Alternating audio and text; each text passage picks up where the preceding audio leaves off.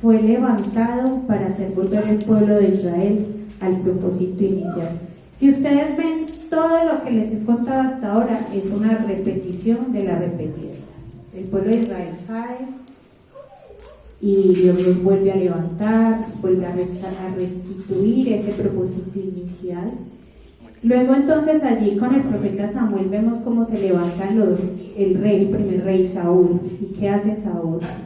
Saúl es un rey que inicialmente hace lo bueno, pero después su corazón se desvía y es destituido. Pero entonces Dios levanta un rey conforme al corazón de Dios. ¿Cuál es ese rey?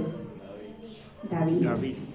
Un rey que fue muy bueno, que trajo la gloria de Dios, que amó al Señor y que hizo que el pueblo de Dios amara a Dios con todas sus fuerzas. David muere y sigue reinando su hijo Salomón. Y con Salomón entonces podemos ver lo que inicialmente quería Dios con ese pueblo.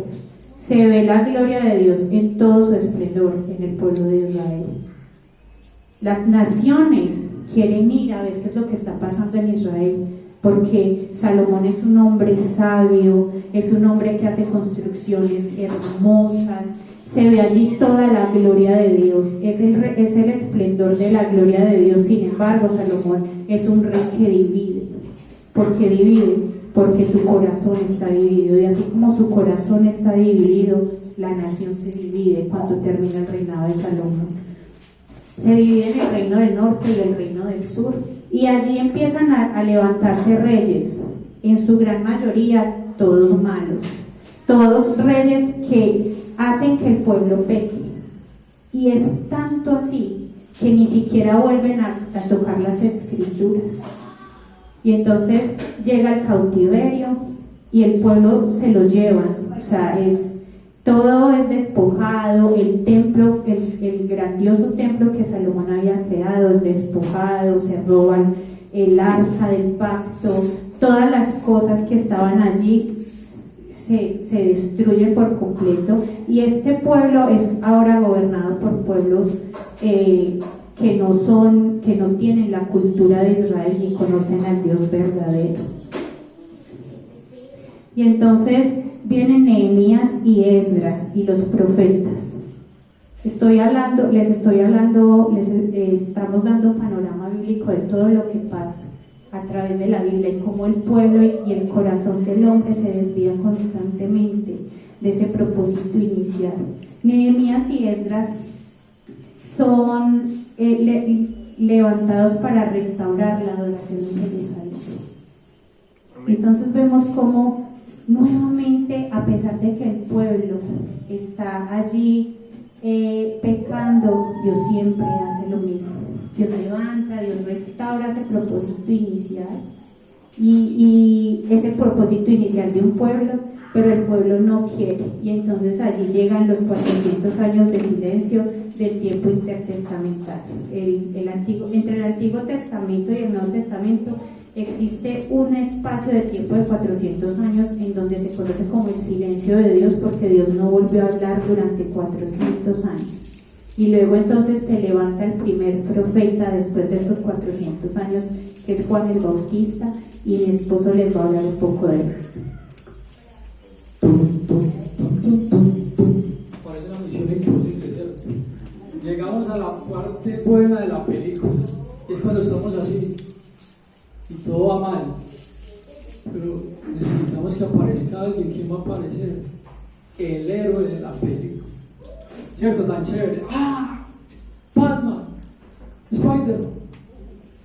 Este sí es el héroe real. Juan el Bautista lo anunció y pocos le creían, porque en realidad no era mucha la gente que lo siguiera. Y claro, llega nuestro héroe, nuestro rey, nuestro Señor, nuestro Salvador, prometido ¿en dónde? En protoevangelio. Desde Génesis, en el protoevangelio o primer evangelio. ¿Era el azar? ¿Era la suerte? No. Si Dios lo prometió, así tenía que ser. Esperaban un rey, esperaban un gladiador, esperaban un guerrero, y nace un bebé en un pesebre. y nace de una mujer virgen. Entonces ya vimos el hombre que adora, un pueblo que adora, y ahora sigue un hijo que adora, el que estamos esperando. La parte buena de la película, la acción. Pero esta no es la película, esta es la historia verdadera. Y llega nuestro rey, el prometido. Y me causa, eso es lo importante de entender la palabra, porque alguna vez se burlaron de mí, y me imagino que de todos en algún momento nos pasa. ¿Cómo así? ¿Usted va a esa iglesia de garaje? Nosotros pensamos una iglesia de garaje. Era una persiana. No, eran puertas. Y claro, una iglesia pequeña. Pero si el rey del universo nació en un pesebre, ¿por qué su iglesia no puede nacer en un garaje? ¿Por qué la iglesia no puede crecer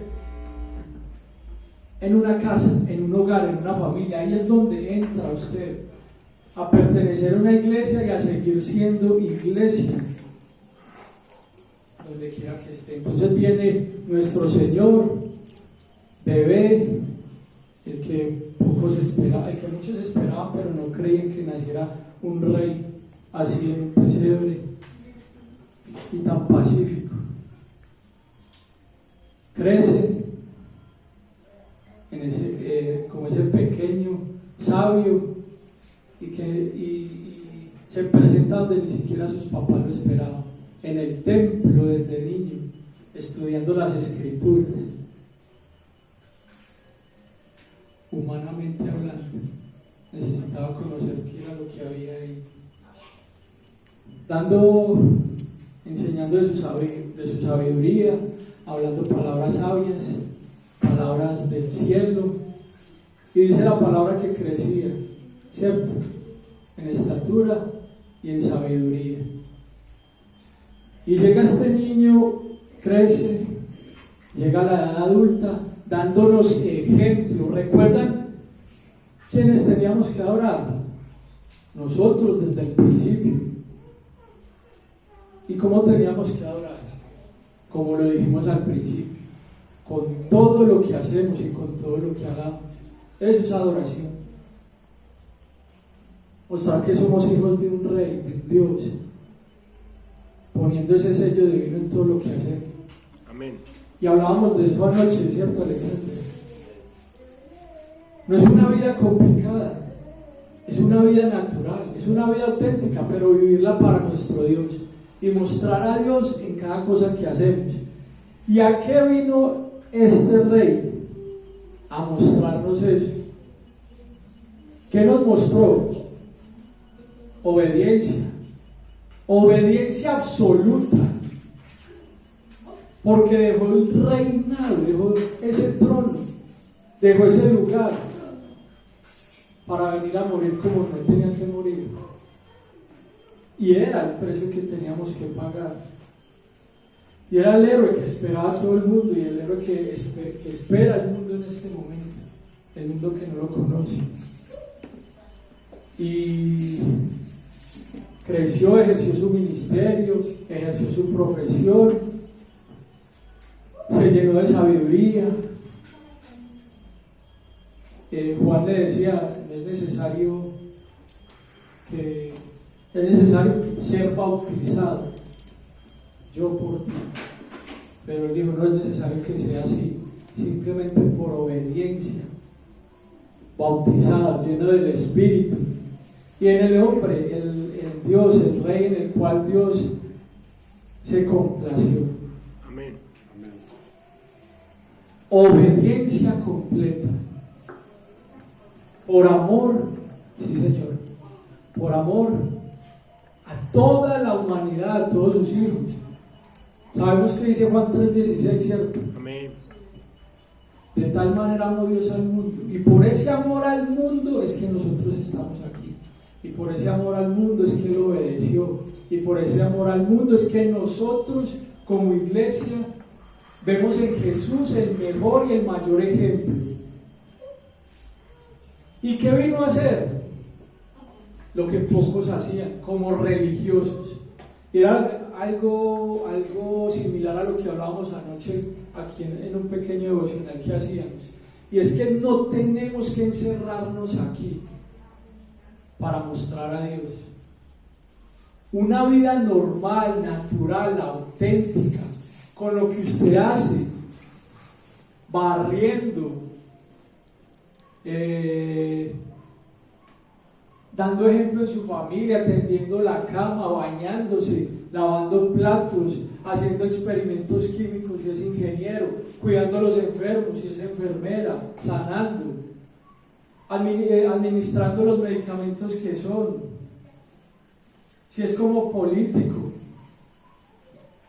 manejando bien los recursos de la nación, del pueblo, siendo honestos, transparentes, honrados. De esa manera es que mostramos a Dios que estamos llenos de Dios. ¿Y cómo lo hizo Él? Restaurando esas vidas. Pero no solo era de aquel pueblo elegido, como decía mi esposa ahora. Había un pueblo elegido. Y se creían los intocables y se creían los más, porque creyeron que eran los únicos. Pero no, la salvación era para todos. Y así lo hizo. Amén. Extendió el mensaje, permitió que se extendiera el mensaje más allá de un pueblo elegido. Y lo hizo con aquel soldado romano. Un romano, ¿cómo así? Un romano. Sanidad en aquella familia. Una samaritana, pero ¿por qué? Si con los samaritanos nosotros no nos hablamos. Jesús rompió, escuche bien, rompió barreras culturales y costumbristas. ¿Qué es lo que tenemos que hacer nosotros con la iglesia? ¿Por qué las misiones interculturales? ¿Por qué se envían misioneros a las comunidades indígenas de la Sierra Nevada, del Chocó, del Quindío, del Amazonas, donde hay brujería y hay se ve tanta manifestación diabólica? ¿Por qué? Porque ellos necesitan conocer a Jesús también. Nosotros no vamos a ir, bueno, no vayamos, pero apoyemos desde acá. ¿Sería que Jesús en su ministerio recorrió todo el mundo en aquella época? No, pero fue el causante de preparar hombres, preparó un equipo muy bien preparado para hacer lo que se debía hacer, para ir a dar a conocer las buenas nuevas, para ir a dar a conocer que había un reino que tenía victoria eterna, para dar a conocer que nosotros podíamos o podemos, y muchos pueden pertenecer a este reino, al cuerpo de Cristo.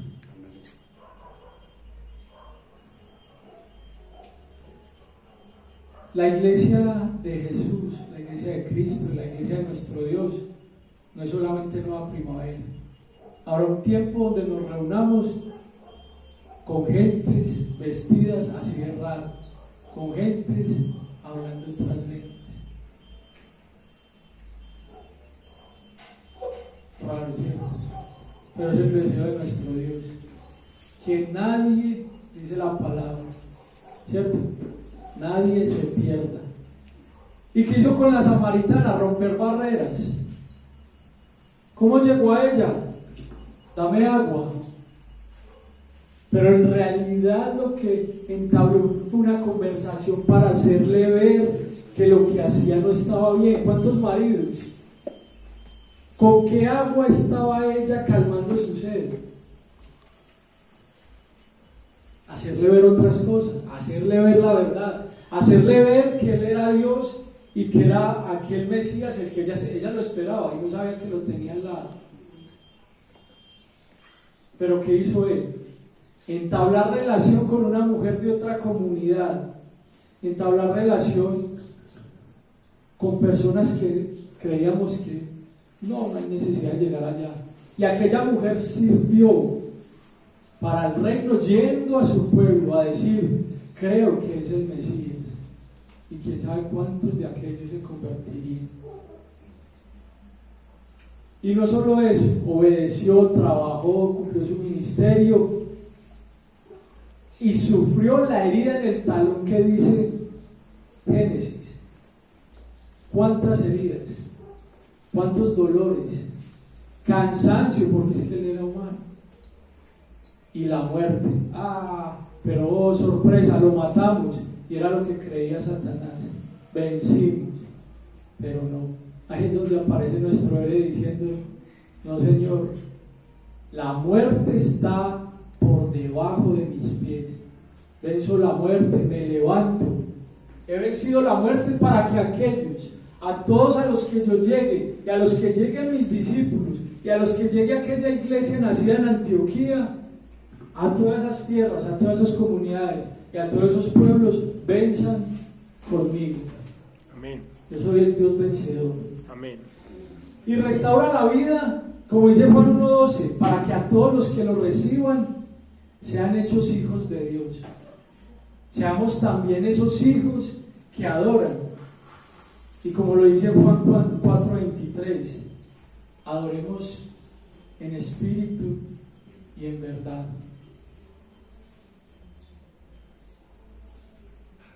Y se pone buena la historia. Bueno, y después de hablar de Jesús, nuestro gran héroe, que salvó la vida de todo el mundo a través de su vida, muerte y resurrección, después de que él le predicó a sus discípulos, hizo una pequeña iglesia, como un grupo familiar, con 12 personas, y le predicó a otros tantos, otros mujeres, hombres, dice que a niños.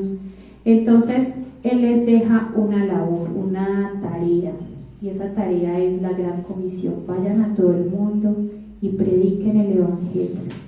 Y entonces esta tarea que él les encomienda la podemos encontrar en los 4 evangelios y en Hechos 1:8. Y estos 5 versículos, 4 de los 4 evangelios, uno por cada evangelio, y uno de Hechos 1:8, lo conocemos como el quinto dimensional. Y es donde se pronuncia o se menciona la última orden dada de Jesús a sus discípulos. Y esa orden es: vayan por todo el mundo y prediquen el evangelio, ir por todo el mundo y hagan discípulos. Y en Hechos 1:8 dice: y me seréis testigos en Jerusalén, en Judea y hasta lo último de la tierra. Amén. Entonces los discípulos inician con esa tarea que Jesús les dejó. Reciben al Espíritu Santo en Hechos 2, son bautizados con el Espíritu Santo, el poder que Jesús les prometió que iba a venir para que ellos pudieran desarrollar la tarea. Y entonces en Hechos, en todo el libro de Hechos, vemos cómo se cumple esta tarea de Hechos 1:8. Vemos cómo estos discípulos empiezan a ganar a otros. Inician primero ahí en Jerusalén, porque ellos no se quieren todavía mezclar con los gentiles. Todavía no les quieren hablar a los samaritanos ni a los de otras naciones, o sea, todavía no están cumpliendo la tarea que Jesús les dejó. Sin embargo, llega un tiempo de persecución, y a través de esa persecución ellos se tienen que esparcir por el resto del mundo. Y entonces hablan a los samaritanos. Está la historia que nos hablaba el pastor Julián ahora de Felipe y el etíope, en donde le predican a personas que no son de la cultura judía, pero Dios hace que ellos vayan y prediquen ese evangelio hasta los de Etiopía, personas que ellos ni siquiera se imaginaron hablarles, pero a través de esa presencia, de ese poder del Espíritu Santo, ellos van y hablan a todo el mundo. Y vemos en Hechos como Pedro va y habla a Cornelio, que era un hombre romano, un hombre que no era de la cultura judía. Y aún Pedro, conociendo, estando ahí con Jesús, conociendo el corazón de Dios, porque el que conoce a Jesús, dice la Biblia, conoce el corazón del Padre. Lo más cercano, aún así, Pedro no quería predicarle a Cornelio, pero tiene una visión y es enviado allí a un romano. y luego nace un concilio en donde dicen, no, sí, tenemos que predicarle a todos. Y entonces ya está Pablo, ya viene Pablo se convierte, un perseguidor de cristianos se convierte. Y es a través de la vida de Pablo que se permite ser predicado el Evangelio hasta lo último de la tierra. Pablo predicó el Evangelio a lo que era conocido en ese tiempo, lo último de la tierra, hasta lo más lejano. Y él predicó y fue dejando iglesias y fue predicando aquí y dejaba unos discípulos, a Timoteo, a Silas, a Tito, a todos estos pastores que se levantaron en iglesias de diferentes partes del mundo, y pudo hacer que esa iglesia se extendiera hasta lo último de la tierra. Y hasta el día de hoy esa iglesia se sigue extendiendo. Amén. Se sigue extendiendo hasta lo último de la tierra, y nos tocó a nosotros. Empezó por allá en Asia, en Israel, ¿cierto? Pero hoy en América Latina podemos conocer el Evangelio de Cristo porque se cumplió ese mandato de la Gran Comisión. Hasta el otro lado del mundo vino el Evangelio, y hoy nosotros conocemos a Dios a través del cumplimiento de la Gran Comisión, y debemos darle gloria a Dios por eso. Pero no nos podemos quedar con esto, no nos podemos quedar quietos y callados. Debemos hacer lo que hizo Pablo, debemos hacer que ese Evangelio sea extendido hasta lo último de la tierra. Asia inició, allí en Israel se inició la predicación del Evangelio. Hoy Asia necesita que nosotros como latinos vayamos y les prediquemos el Evangelio, porque en este tiempo, en Asia, en África, en Europa, las iglesias están en un decrecimiento total, y el Islam está abriendo las puertas, están abriendo mezquitas en todos los países, y es increíble, pero en nuestro país hay mezquitas. Los musulmanes están atrapando el mundo, mientras que nosotros como cristianos nos quedamos aquí en la iglesia, haciéndonos amigos con los de la iglesia. Y debemos ir a todo el mundo y debemos cumplir ese mandato de la Gran Comisión. Amén. Bueno, muy bien. Un hombre que adora, llegamos a un pueblo que adora, y seguimos con un hijo que adora, y llegamos a una iglesia que adora. Pero seguimos en el tiempo la iglesia que adora. ¿Y cómo adoramos? Extendiendo el reino, y es parte de nuestra tarea, suya y mía. ¿Por qué retrocedió Asia? ¿Por qué retrocedió Europa? Porque hicieron lo mismo que hizo el pueblo de Israel durante toda la historia. Viendo las maravillas y los milagros de nuestro Dios, se volvieron idólatras. Levantaron una piedra, una roca, cualquier cosa, y se pusieron a adorar. Cuando un Dios vivo les mostraba los milagros, cuando un Dios